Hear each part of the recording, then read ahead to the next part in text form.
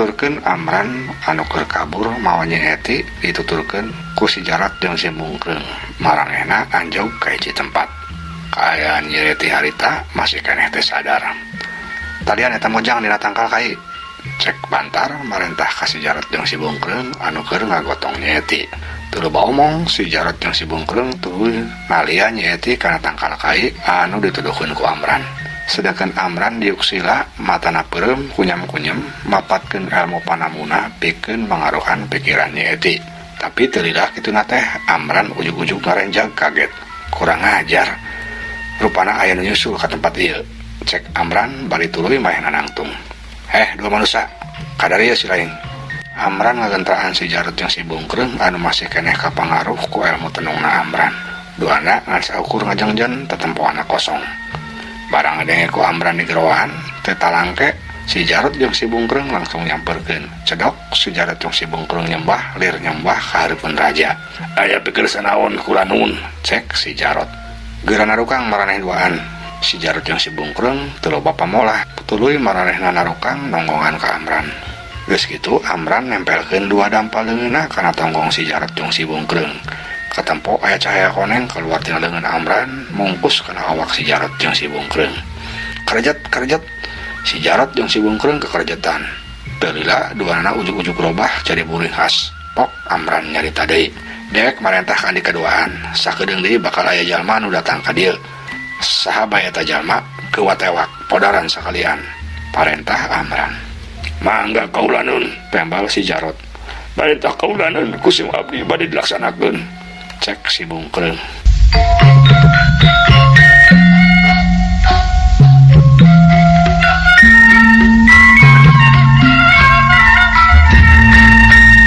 Terjauh di tempat eta aya hiji bayangan bodas anu keur jejororatan. Cerek eta bayangan bodas teh nangtung dina hiji tangkal. Si horeng eta teh Bantar anu geus anjauh ka tempat eta. Panon Bantar mencrong ngawaskeun ka hiji tempat. Aing ngarasakeun aya hiji kakuatan di buladenya.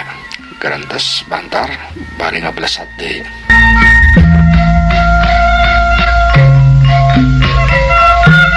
Si horeng tempat anu dimaksud ku Bantar nyaeta tempat Amran yang munyakeun Nyi Eti teh. Jeleng Bantar loncatan tina jidahan kana dahan lainna.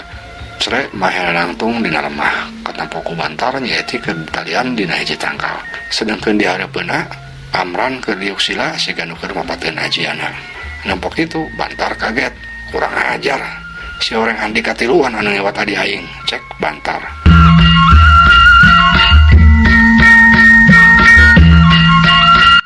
Sebrut si Jarot nyerang ti pelebah kenca. Peureupna meunina hiuk bangbaraan. Sedangkeun ti bolah katuh si Bungkreung oge nyerang saruang gunakeun peureupna. Tapi lain ge Bantar anu kudu rubuh serangan kitu bae. Barang peureub duana nyeuuk ti kenta jeung katuhu, Bantar ngasaukur ngahadang heulakeun awakna ka tukang cebrod. Peureub si Bungkreung si Jarot diadu sapada batur sorangan. Kuak si Jarot jeung si Bungkreung pada ngagoak. Aduh. Tapi ngan sakitu ngagoakna si Jarot jeung si Bungkreung. Sakilat duanana marik deui nyerang ka Bantar. Peureupna ting hariuk but-but ti luhur jeung ti handap. Tapi Bantar tetep santai. Serangan-serangan si Bungkreung jeung si Jarot ditakis ki pigelang leungeunna. Bret. Dengan Bantar diaradu jeung dengan si Jarot jeung si Bungkreung. Tapi edas si Jarot jeung si Bungkreung aredak bener-bener kuat. Sababaraha kali leungeunna diaradu jeung leungeun Bantar, kesigan teu karasa ku manehna. Duanana masih keneh terus nyerang.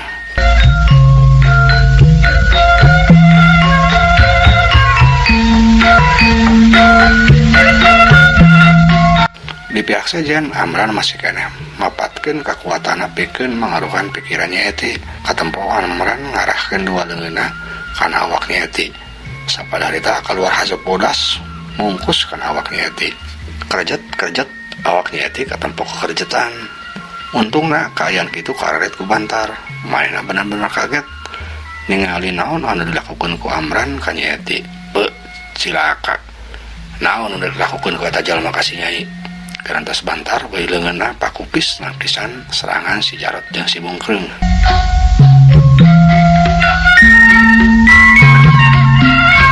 Beukilila awak Nyi Eti beuki katampok kerjetan. Celeng Bantar loncat bari ngagunakeun kakuatan anu sakembleungna. Cirebet suhu Bantar ngahanca kana sirah si Jarot jeung si Bungkreung. Koak duana ngagoak. Sirah si Bungkrung jeung si Jarot sapada harita bejad keuna ku serangan Bantar. Sigana ku sasah-sasahna Bantar teu sadar ngagunakeun ilmu sakemlengna ngahajar si Jarot jeung si Bungkrung. Antuk nama duanana ngagorer langsung palastra.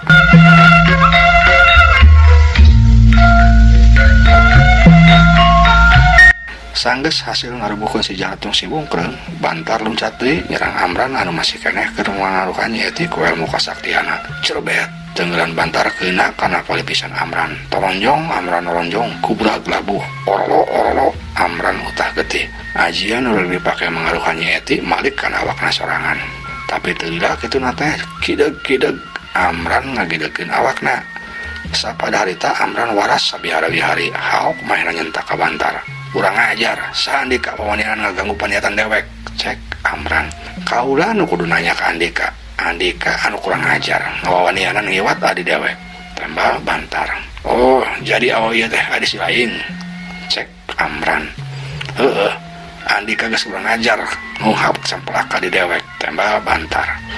Ngadaya kitu Amran seuri babaraha katakan, alus.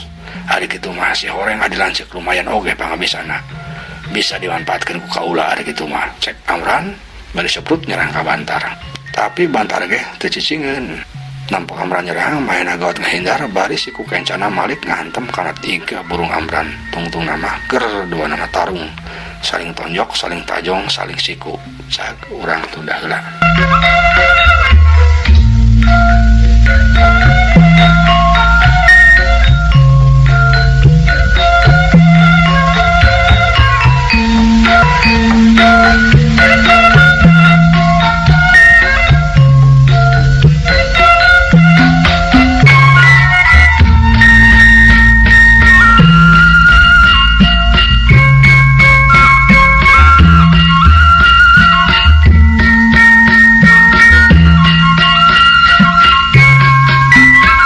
Ayeuna caturkeun heula ririwa anu mawa kabur Pak RT. Si horeng eta ririwa teh ririwa nyarna sih.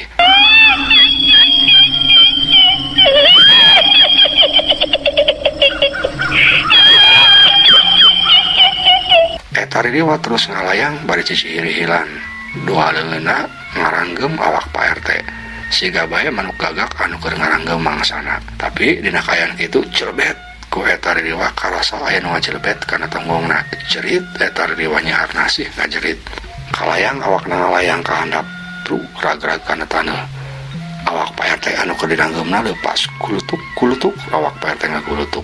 Corelat sakilat aya nu loncat tuluy nangtung di pinggirin eta ririwa.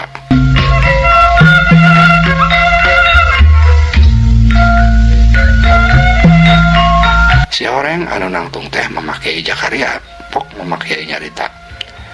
Makhluk jin, siluman, naon maksudna anjeun ngaganggu bae ka manusia, cek Mama Kiai. Tapi ririwa nyarna sih teu ngajawab, malah manehna nyebrut nyerang ka Mama Kiai. Untungna Mama Kiai waspada, barang eta ririwa nyerang, Mama Kiai ngan saukur ngagiwar seutik. Barang jeung kitu anjeunna ngahambatkeun sarwana kana awak ririwa. Hiuk cerbet cerit eta ririwa ngajerit. Ampun, panas. Cek eta ririwa beri awakna gulang-guling dina taneuh.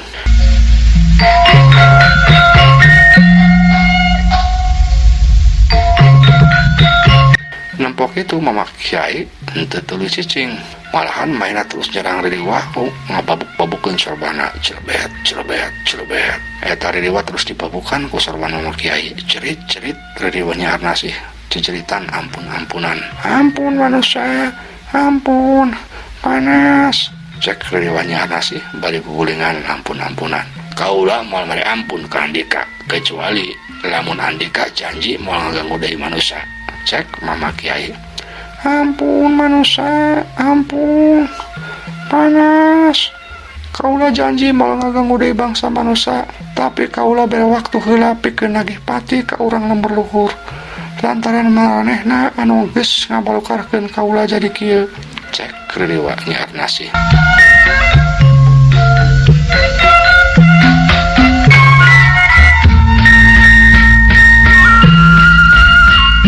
Kadang gitu reg memakai air heula ngajebredan eta ririwa ku sorbana. Tuluy anjeunna nanya deui ka eta ririwa. Naon sababna anjeun hayang nagih pati ka urang lembur luhur? Naon kasalahan manehna ka anjeun? Tanya Mama Kiai. Riweuh nyarna sih anu keur ngagolar hudang kideuk manehna ngagideukkeun awakna. Sapada harita wujudna robah jadi hiji awewe anu geus boga umur. Tapi tina keuritan beutna katempo masih keneh geulis. Pok nyarna sih ngomong, "Ampun manusa, terus terang kuring aku eleh teu sanggup mungkulan kasaktian Andeka, tapi kuring hayang nagih pati ka urang lembur luhur lain alasan. Lantaran kolot-kolot maranehna baheula anu geus ngalantarankeun kami jadi sangsara." Kieu caritana mah. Dadak-dak nyarna sih nyaritakeun sakabeh kajadian. Ti mimiti kula wargana dipitnah ku Bah Soma. Bapana mah surat teh anu mitnah kula warga nyarna sih mata-mata Walanda. Satuluyna imah nyarna sih diduruk ku urang lembur luhur sampai kasalakina maot kaduruk. Satuluyna nyarna sih indit sakaparan-paran ninggalkeun lembur luhur mapayan leuweung.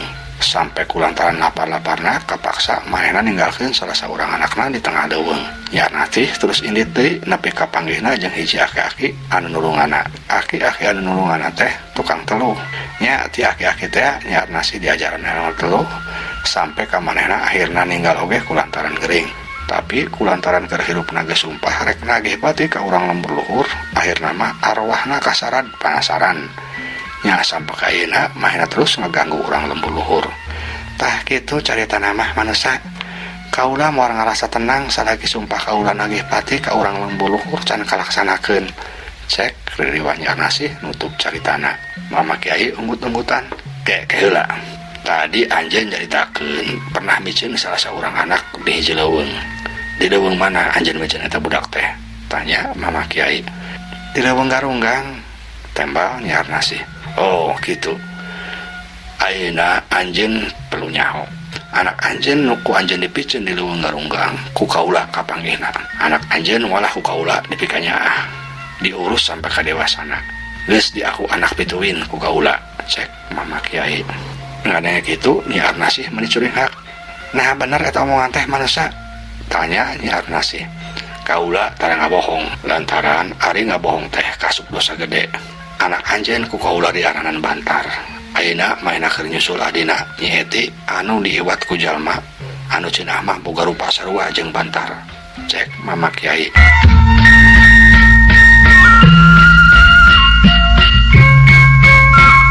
Ngadenge gitu ririwa nyarna sih langsung nyuuh kana suku Mama Kiai.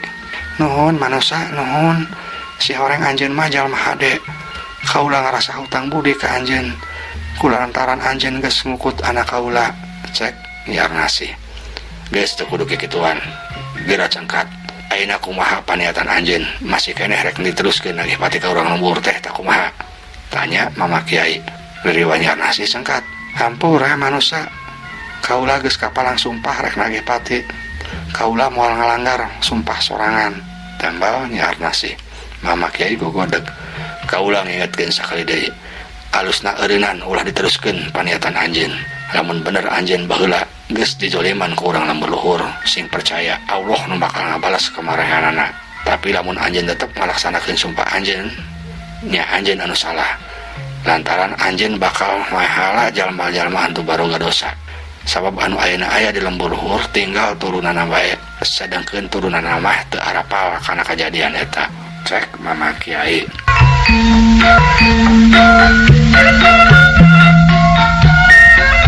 Riweuh nyarna sih cicing teu nembalan. Mama Kiai pok ngomong deui. Tapi lamun anjeun tetep maksa rek nagih pati ka urang lembur luhur, kapaksa anjeun bakal nyanghareupan kaula. Cek Mama Kiai deui. Riweuh nyarna sih masih keneh cicing. Teu lila pok maehna nyarita. Nya, lamun kitu mah kuring rek nurut ka anjeun. Kuring moal ngaganggu deui bangsa manusa.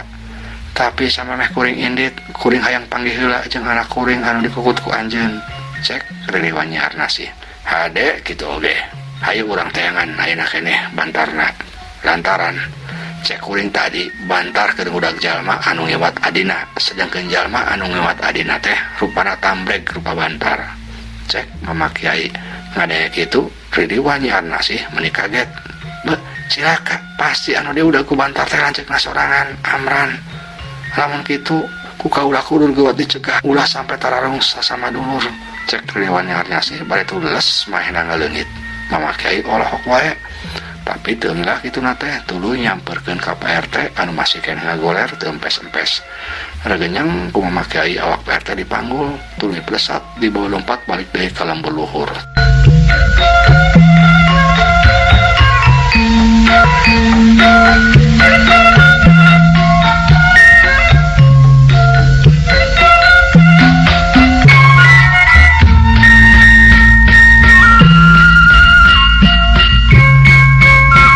Mitra budaya Sunda pandenengan sadayana manawi sakitu heula dongeng Sunda anu judulna Ditagih Pati Kurliwa bagian ke-41.